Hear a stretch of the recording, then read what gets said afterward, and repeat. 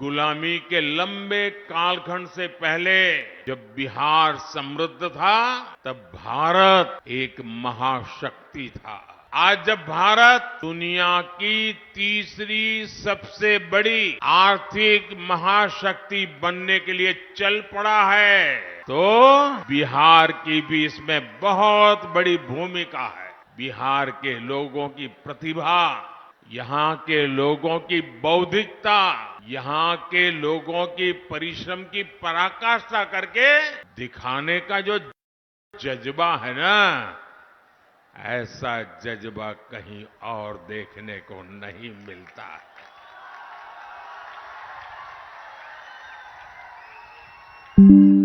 बिहार के इस सामर्थ्य को और बढ़ाने के लिए दिल्ली में आपका ये सेवक और यहां बिहार में हमारे नीतीश जी और उनकी पूरी टीम पूरी शक्ति से काम कर रहे हैं। साथियों, आरजेडी कांग्रेस के इंडी गठबंधन को ना देश के संविधान की परवाह है और ना ही लोकतंत्र की परवाह। ये वो लोग हैं जिन्होंने दशकों तक बैलेट पेपर के बहाने लोगों का, गरीबों का अधिकार छीना। पोलिंग बूथ लूट लिए जाते थे, बैलेट पेपर लूट लिए जाते थे। बिहार के लोग साक्षी हैं कि कैसे आरजेडी कांग्रेस के शासन में चुनावों में मतदान पत्र, बैलेट पेपर लूटे जाते थे। इतना ही नहीं, गरीबों को तो वोट डालने के लिए घर से बाहर भी नहीं निकलने दिया जाता था। मेरे दलित भाई बहन, मेरे पिछड़े भाई बहन, उनको तो डंडे के चोट पे घर के बाहर निकलना मना कर दिया जाता था। अब जब गरीबों को, देश के ईमानदार मतदाता को ईवीएम की ताकत मिली है, तो ये जो चुनाव के दिन लूट चलाते थे, वोट हड़प करने के खेल खेलते थे, इन लोगों से बर्दाश्त नहीं हो रहा था। अभी भी वो परेशान है और इसलिए उनका दिन रात यही काम रहता है, कैसे भी करके ईवीएम हटना चाहिए, ये बटन दबाने वाला खेल बंद होना चाहिए। यही उनका खेल चल रहा है। इंडी गठबंधन के हर नेता ने ईवीएम को लेकर जनता के मन में संदेह पैदा करने का पाप किया है। लेकिन आज देश के लोकतंत्र की ताकत देखिए, बाबा साहब आंबेडकर के संविधान की ताकत देखिए। आज सुप्रीम कोर्ट ने अभी 1-2 घंटे पहले ही मतपेटियों को लूटने का इरादा रखने वालों को ऐसा गहरा झटका दिया है, ऐसा गहरा झटका दिया है कि उनके सारे सपने चूर चूर हो गए हैं। आज उच्च न्यायालय ने, सुप्रीम कोर्ट ने साफ साफ कह दिया है कि बैलेट पेपर वाला पुराना दौर वापस लौट करके नहीं आएगा। आज जब पूरी दुनिया भारत के लोकतंत्र की, भारत की चुनाव प्रक्रिया की, भारत के चुनावों में टेक्नोलॉजी के उपयोग की वाहवाही करती है, तारीफ करती है, तब ये लोग अपने निजी स्वार्थ के लिए बदनीयत से ईवीएम को बदनाम करने पर लगे पड़े। इन्होंने लोकतंत्र के साथ लगातार विश्वासघात करने की कोशिश की है। लेकिन आज इन्हीं लोगों को देश की सर्वोच्च अदालत ने, सुप्रीम कोर्ट ने ऐसा करारा तमाचा मारा है, ऐसा करारा तमाचा मारा है, ये अब मुंह ऊंची करके देख नहीं पाएंगे जी। भाइयों बहनों, आज का दिन लोकतंत्र के लिए शुभ दिन है। आज का दिन लोकतंत्र के लिए विजय का दिन है। मेरे साथ मैं नारा बुलवाता हूं, बोलिए। मैं कहूंगा लोकतंत्र, आप कहे जिंदाबाद जिंदाबाद। लोकतंत्र लोकतंत्र लोकतंत्र। मैं दूसरा नारा बुलाता हूं, बाबा साहब आंबेडकर अमर रहे अमर रहे। बाबा साहब आंबेडकर, बाबा साहब आंबेडकर, बाबा साहब आंबेडकर। इंडी गठबंधन के हर नेता को देश की जनता की माफी मांगनी चाहिए। माफी मांगनी चाहिए कि नहीं मांगनी चाहिए? हमारी माताओं, बहनों, बेटियों की बहुत बड़ी चिंता समाप्त कर दी है। 5 लाख रुपए तक के मुफ्त इलाज वाली आयुष्मान योजना बहनों बेटियों के लिए नई संजीवनी बनाई है। भाइयों बहनों, हम लोग तो जानते हैं अपने परिवारों में, क्योंकि मैं भी तो आप ही की तरह बिल्कुल सामान्य परिवार से, गरीब परिवार में पैदा होकर के आया हूं। और इसलिए मैंने उन दुख दर्द क्या होता है ना, आपने भी वही देखा है।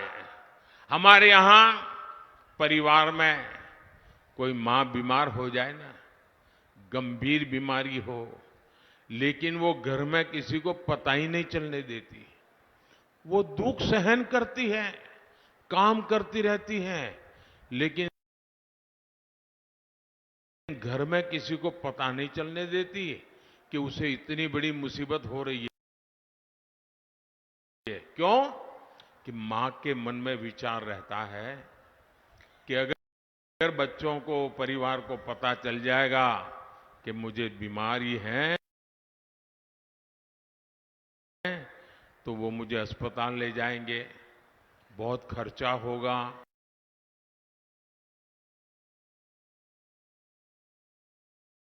ये बच्चे कर्ज कर देंगे और मेरे मरने के बाद बच्चों को कर्ज में जीना पड़ेगा। मैं अपने बच्चों को कर्ज नहीं करने दूंगी, मैं बीमारी सहन कर लूंगी। अगर मौत जल्दी आएगा तो स्वीकार कर लूंगी, लेकिन मेरे बच्चों पर मैं कभी भी कर्ज नहीं होने दूंगी। और हमारे देश की माताएं, बहनें कितना ही ज्यादा दर्द क्यों न हो, कितनी ही बड़ी बीमारी क्यों न हो, वो सहन करती रहती है। तब मेरे मन में विचार आया कि फिर इस बेटे का दिल्ली में बैठने का क्या मतलब है? अगर गरीब का बेटा दिल्ली में बैठा है, आपका बेटा दिल्ली में बैठा है, तो हर मां मेरी मां है। उसका दर्द, उसके स्वास्थ्य की चिंता दिल्ली में उसका बेटा करेगा, और उसका इलाज का पूरा खर्चा ये आपका बेटे करेगा। और अब मैं एक नई योजना आपके पास लेके आया हूं। तीसरे नंबर का, किसी भी जाति बिरादरी में पैदा हुआ हो, कुछ भी कमाता हो, शहर में रहता हो, गांव में रहता हो, अब हर परिवार में बुजुर्ग होते ही होते हैं। 70 साल की उम्र के माता पिता, दादा दादी, नाना नानी, चाचा चाची हमारे परिवार में होते ही हैं। और वो कमा धमा तो सकते नहीं है, और जब कमा धमा सकते नहीं और बीमारी तो आ ही जाती है इस उम्र में, और बीमारी आती है तो जो बच्चे कमाते हैं उन पर खर्च आ जाता है। अब बच्चों के लिए चिंता होती है कि मां बाप की बीमारी में पैसा खर्च करूं कि बच्चों की पढ़ाई में खर्चा करूं। और इसलिए जो 40, 50, 55 साल का बेटा जो मेहनत करके कमा रहा है उसको एक बोझ रहता है। अब आपका ये बोझ भी मोदी उठाएगा। 70 साल की उम्र के आपके पर किसी भी परिवार में बुजुर्ग माता पिता है, अब उनका इलाज का खर्चा उनके संतानों को नहीं करना पड़ेगा। साथियों, कांग्रेस और आरजेडी आपका हक छीनने की प्रवृत्ति से बाज नहीं आ रहे। अब कांग्रेस ने दलितों, पिछड़ों, आदिवासियों के आरक्षण का हक छीनने की बहुत गहरी साजिश रची है। और ये मैं बहुत जिम्मेवारी पूर्वक कहता हूं। देश के संविधान ने, बाबा साहब आंबेडकर ने साफ साफ कहा है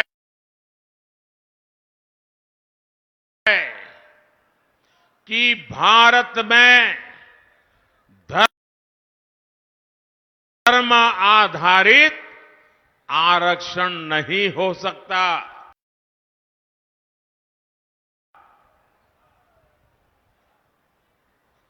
लेकिन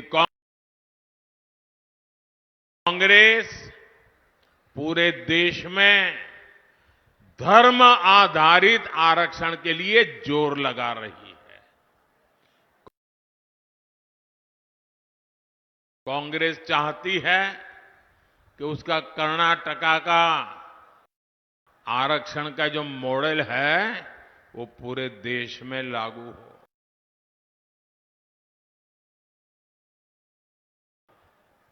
और ये कर्नाटका का आरक्षण का मॉडल क्या है?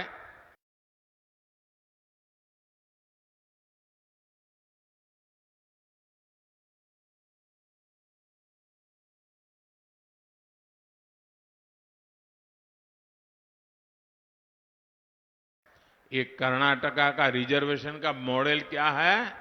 आप सब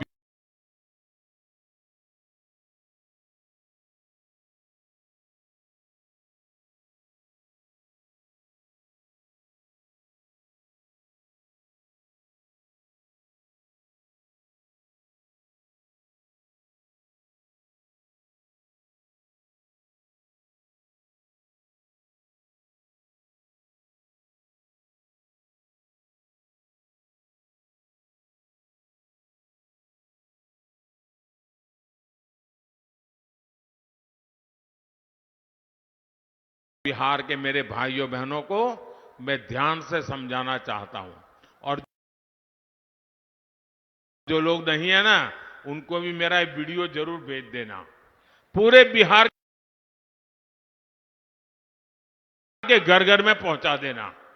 मैं जरा बड़े दर्द और दुख के साथ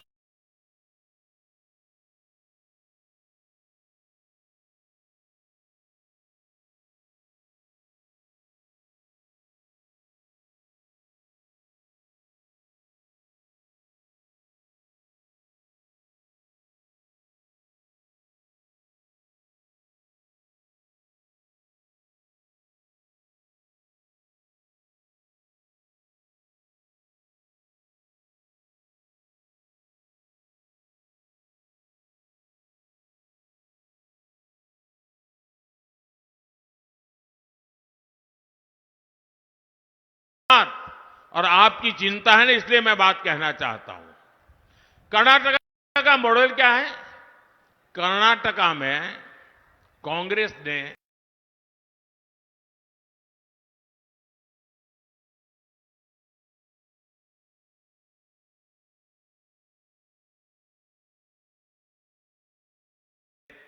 ये जो ओबीसी समाज को आरक्षण मिलता है, जो 27% का कोटा है, उसमें से चोरी करने का बहुत बड़ा खेल खेला है।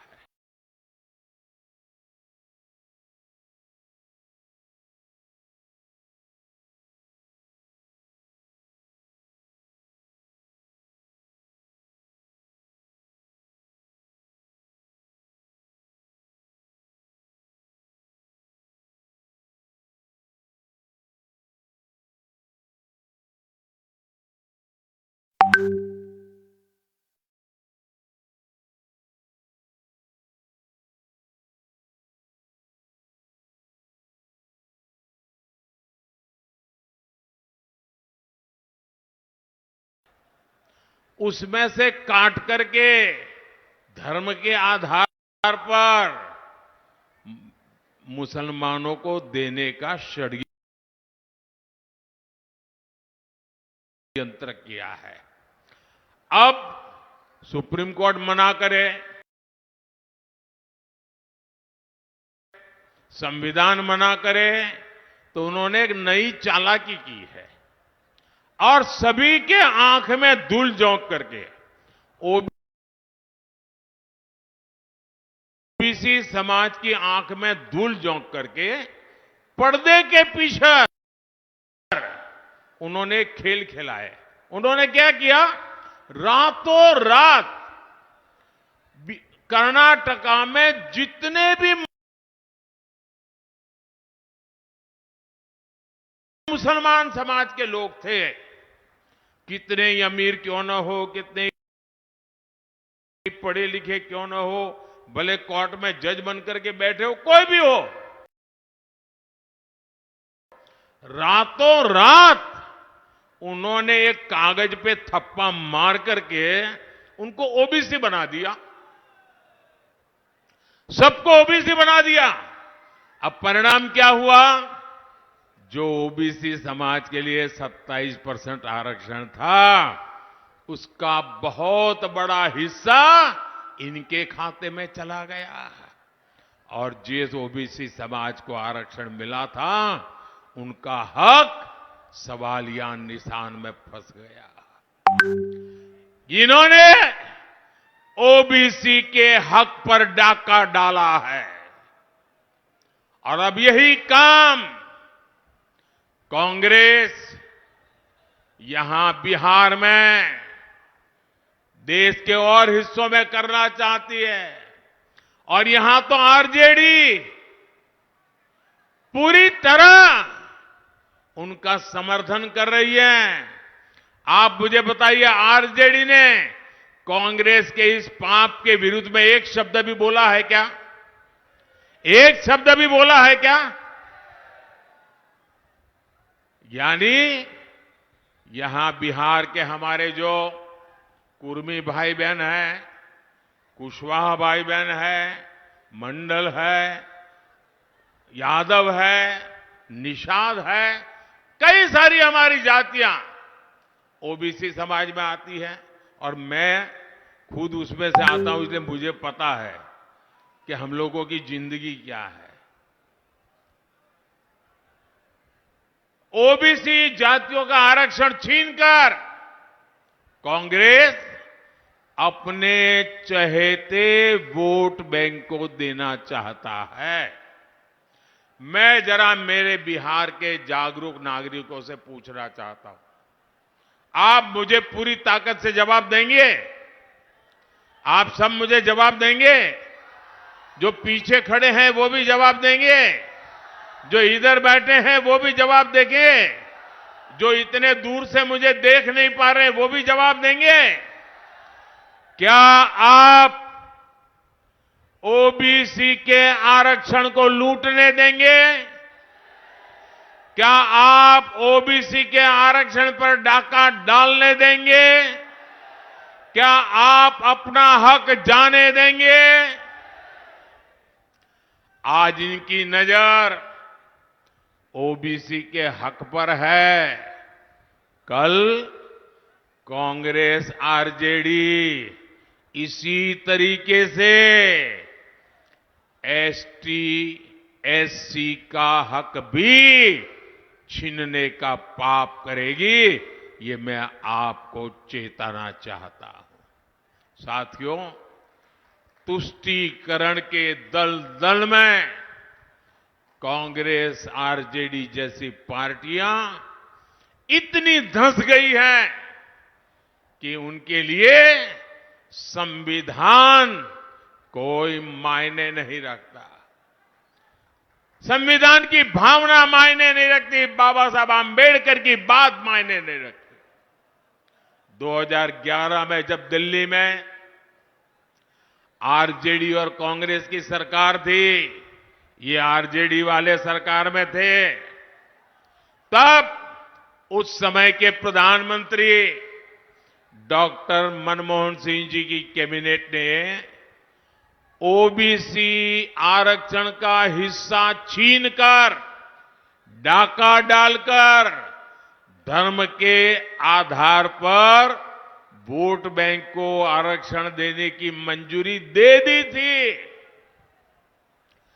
उस समय जागरूक कोर्ट ने इन्हें ऐसा करने से रोक दिया था। बावजूद इसके ओबीसी कोटे से अपने वोट बैंक को आरक्षण देना सुप्रीम कोर्ट के मना करने के बाद भी इन्होंने घोषणा पत्र में रखा। साथियों, जब मैं कांग्रेस द्वारा सिर्फ मुसलमानों को प्राथमिकता दिए जाने की बात करता हूं, इंडी गठबंधन का भेदभावपूर्ण रवैया देश के सामने रखता हूं, तो कुछ लोग आग बबूला हो जाते हैं।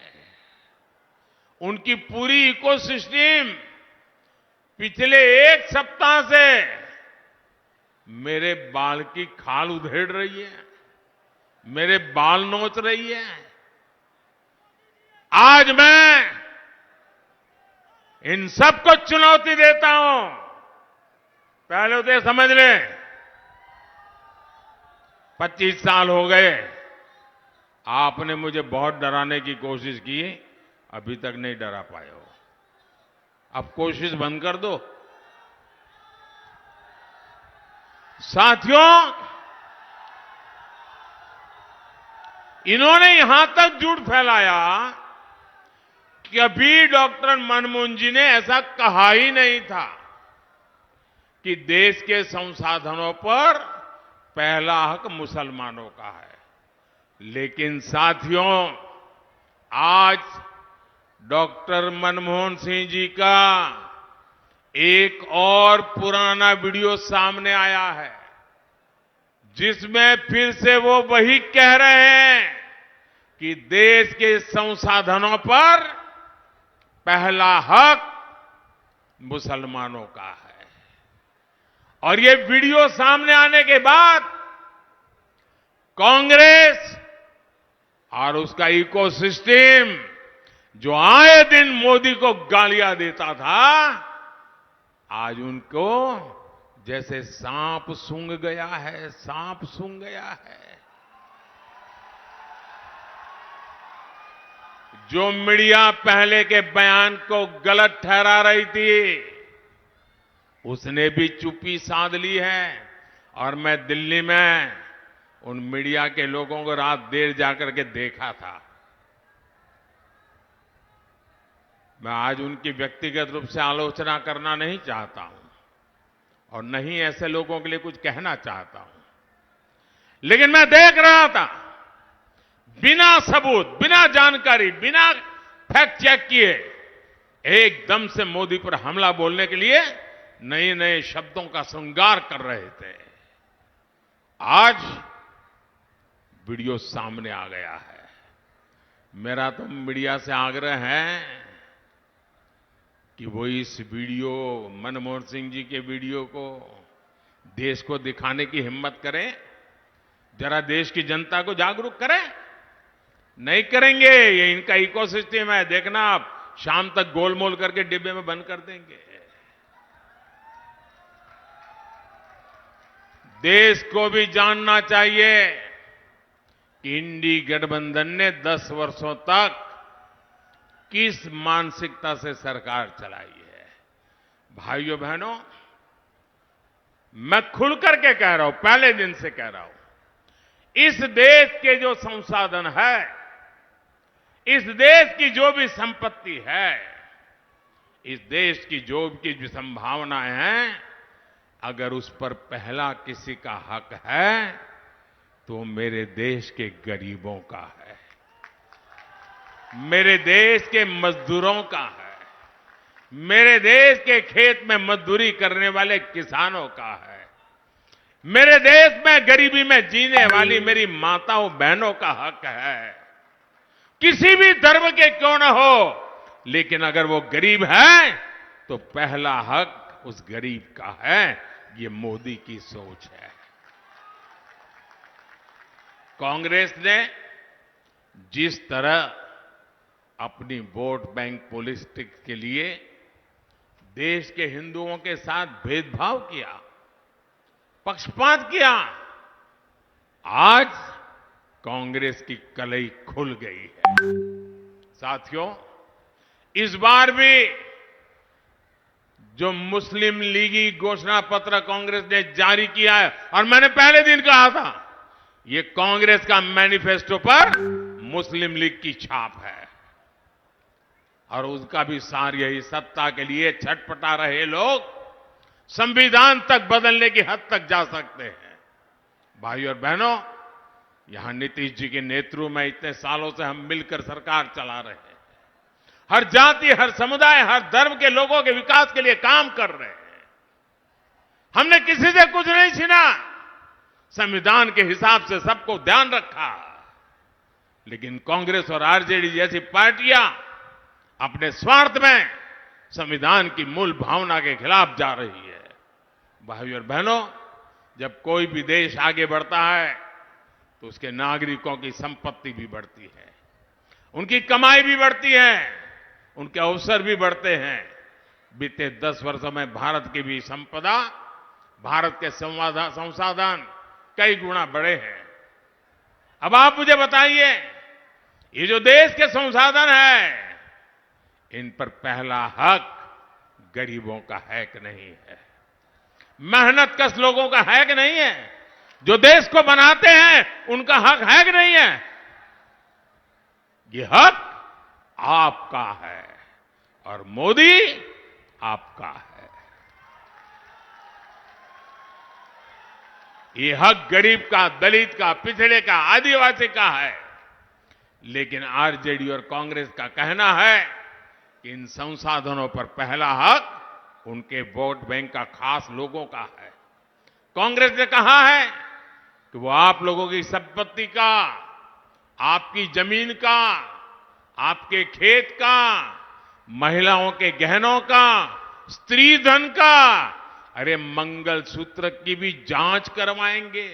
उन्होंने घोषणा की वो एक्सरे लेकर के आए, एक्सरे निकालेंगे अगर सरकार उनकी बनी, और आपके घर में क्या पड़ा है, कहीं गहना दबा के छुपा के तो नहीं रखा, ये सारा हिसाब किताब निकालेंगे। और फिर आपके पास जो भी थोड़ी बहुत संपत्ति होगी वो छीन कर उसे अपने ये लोग वोट बैंक को दे देंगे। मुझे बताइए, आपके हक का, आपकी मेहनत की कोई भी चीज ये अगर छीनना चाहते हैं, ये खुली लूट होगी कि नहीं होगी? ये खुली लूट होगी कि नहीं होगी? साथियों, हमारे गांवों में सामान्य परिवार के पास कच्चा पक्का छोटा सा घर होता है, खेत खलियान होता है।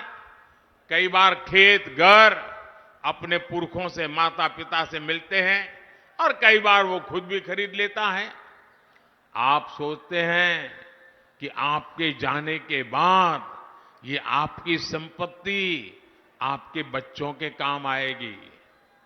लेकिन कांग्रेस ने एक नई योजना बनाई है कि आपकी संपत्ति को भी आप अपने बच्चों को पूरी पूरी नहीं दे पाएंगे, वो कहते हैं 50% से ज्यादा, आधे से अधिक संपत्ति ये कांग्रेस वाले कहते हैं कि आरजेडी वाले उनकी सरकार बनेगी तो जब तक कर लेंगे सब तक छीन लेंगे। आप अपने बच्चे को जो संपत्ति देना चाहते हैं, आपके गुजर जाने के बाद कांग्रेस उस पर 55% टैक्स लगाना चाहती है। और इसलिए आज देश में एक नया नारा गांव-गांव से सुनाई दे रहा है, हर गरीब के घर से सुनाई दे रहा है और नारा कह रहा है, कांग्रेस की लूट, कांग्रेस की लूट, जिंदगी के साथ भी, जिंदगी के बाद भी। साथियों, एनडीए गठबंधन की सोच को एनडीए को दिया आपका वोट रोक सकता है। उनको रोकने की ताकत आपके वोट में है। आप मुझे आशीर्वाद दीजिए, मैं जी जान से लड़ूंगा, लेकिन उनके ऐसे मंसूबे पार नहीं हो रहा देगा। साथियों, इस क्षेत्र में नए हाईवे हो, नई रेल हो, नई ट्रेन हो, ऐसे काम हो रहे हैं। पूर्णिया में इथेनॉल प्लांट से किसानों का कितना फायदा हो रहा है। ऐसा ही काम बिहार में नया निवेश लाएगा और निवेश से नौकरी मिलेगी।